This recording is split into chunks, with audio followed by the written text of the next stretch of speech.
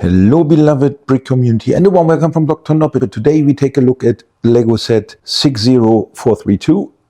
So we are to answer the question if bigger is indeed better. You see this massive rover compared to a minifigure is very impressive. It is 18 studs wide, massive, yeah, from wheel to wheel. We have a height of 12 studs, and get this, the length of the whole model is actually 38 studs. So this is bigger than a base plate, right? Massive. And to give you an idea, compared to the latest Harry Potter boathouse, this is how it looks.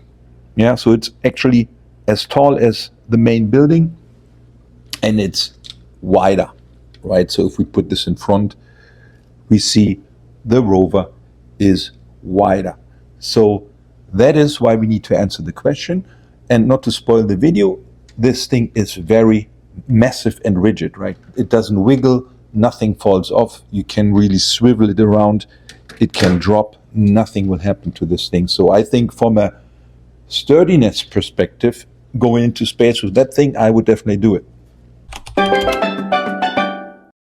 Lego City Command Rover and crane loader from the revived space theme. As you know, space returned this year. We have 758 pieces. This thing retailed for me at around $80, which I think is a little bit too much. But it looks like a great set. Let's turn it around. And let's take a look at the back. We see the same rover. We see some astronauts in action. I think, do we have, yeah, there's an alien here. So aliens returned, difficult to see.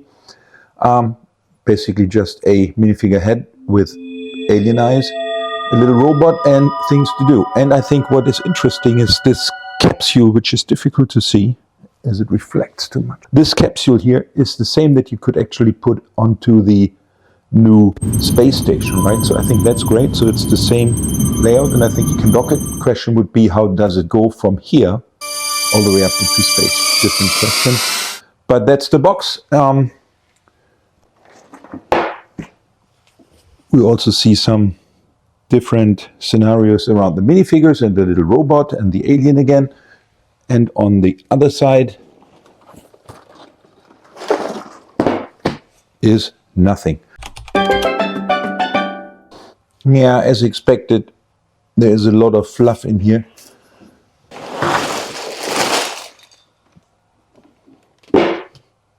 So what have we got? We got 7 bags. We find 6 numbered bags, which represent the building sections, and 1 bag for the wheels of the rover.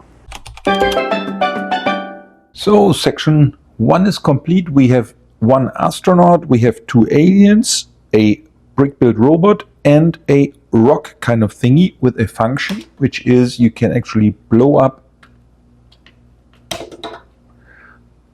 the rock and find a crystal to be collected. What I found interesting is the minifigure has this new helmet, which is new to the old ones, and actually you cannot open the visor, right? So that thing is closed forever. In the old days, you remember you could open this, but that's not happening. On the positive side, it also doesn't fall off. The other ones had the tendency to fall off. And we have this nice little board, whatever this does, maybe capturing an image of the alien. But I like it overall. And get this, dark orange piece. If you ever wanted that, this is the set to get it.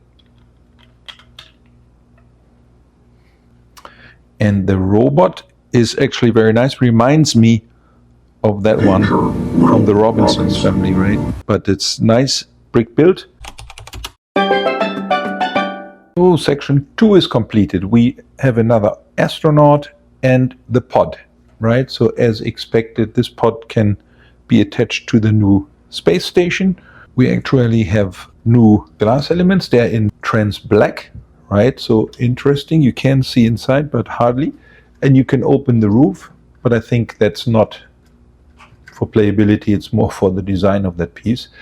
However, you can, and there is a printed computer inside and a crystal that has been collected. And actually the computer is basically there to analyze the object. And then we have this astronaut with a new camera and a trans blue tile, but unfortunately nothing printed on it. The back with a new printed tile. Interesting. And here we have the old helmet that I mentioned before, where you can actually open the visor, right?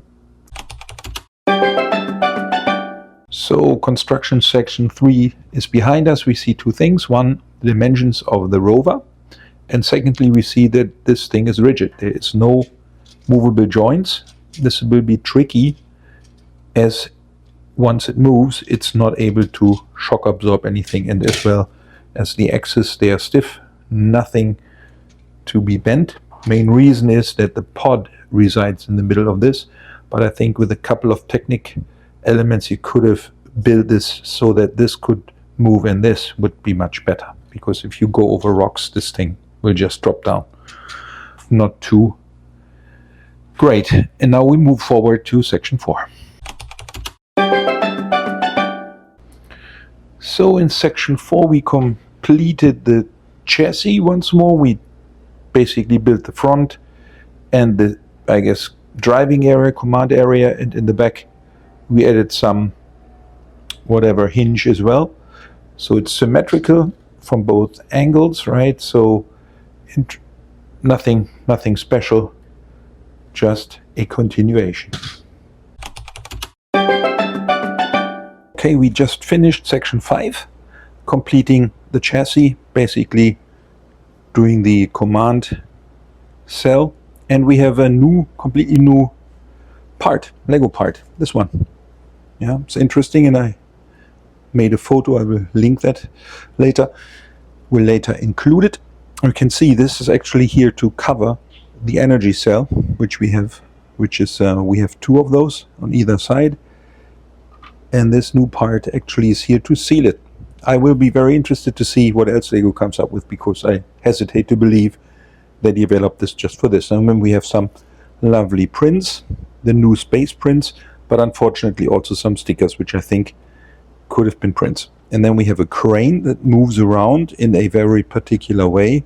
Of course we can lift it, move it, and we have a cockpit that can be opened. And unfortunately, as we see, we can place 2 astronauts, which is fine, but they have no seats. So that's a very cheap version, which I think we could have done much better. And then lastly, for this section, we get this female astronaut, this one with a hearing aid device and a helmet, the new ones that you cannot open, but nonetheless a lovely minifigure. And then on the last section we got to complete is basically the wheels only. I think in bag number 6 will be the wheels, and then we're finished and can review the entire model.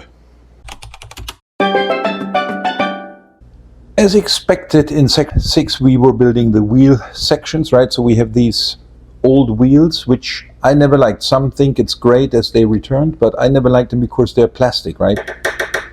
So not rubber, so that means they have 0 grip on glass or tiles or wooden floors, only on carpet, right? Which I never liked. I'm not a fan of those. We got 8 of these, and then we had some sections to cover basically up the ugly insides as we turned this wheel around.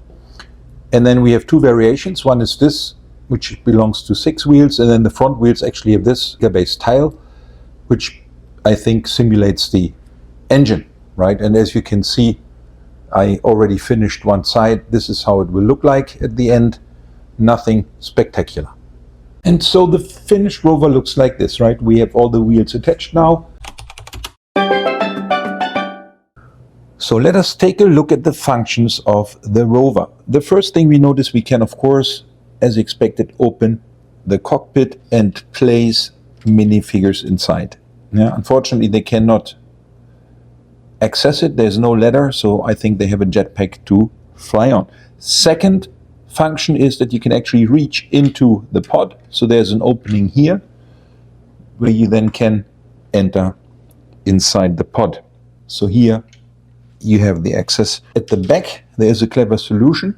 You see, even though there is this hatch, it's locked, right? So people cannot go outside, which I think is a great idea. So the third option, of course, then is to release the pod, right? So there is a mechanism which we have shown in earlier sections to raise the pod a little bit, and then it's easier to take it out, right? And of course, another function is that you can actually open the pod, and you already see there is a crystal inside being analyzed already, which got excavated, I think, from this rock structure over there. There is its brother sitting on top there. But the problem I see is now that pod is removed from the rover, you have all the latches are open, right? So there is nothing to seal them. I've seen in other sets, and I will share the photos, that there is a round plate that is connected to this to seal this. Here, unfortunately, there is no extra parts, right? And if you take it out the rover, then you have the problem, and then of course there's the hatch, of course, open to the cockpit, right? So those guys have to wear helmets all the time, as this is not a sealed function, right? So that's something not terrible, but I think somehow, yeah, it's not a great solution. Something, if we can have lowered something or closed the hatch, I think that would have been better. Next function is, of course, the power cells, and I shared already that we have a new Lego element which is only available right now in this rover, this one, and you have access to the fuel cells, power cells, to the power cells, right? So, and those actually can be unloaded using the crane. So we can somehow get the soak over here, and then of course place them, put them down here, and of course do the same thing on the other side. And as we see, it reaches the bottom barely, so you can, it's actually very nifty, you cannot reach, the crane cannot reach the bottom of the floor. As you see, there is some space missing. However, to grab this, it's possible, right? So you can unload this, and then swivels around to this side, and you can do the same over there. So that is function number 4. Fuel cells, then unloading the crane, is number 5. And in the back, we have actually storage containers for the crystals, right? So we can remove this one. This, of course, this little crystal that we know for a long time fits easily in here, can be closed. But if we use, and that is also the last function, which I shared with you already.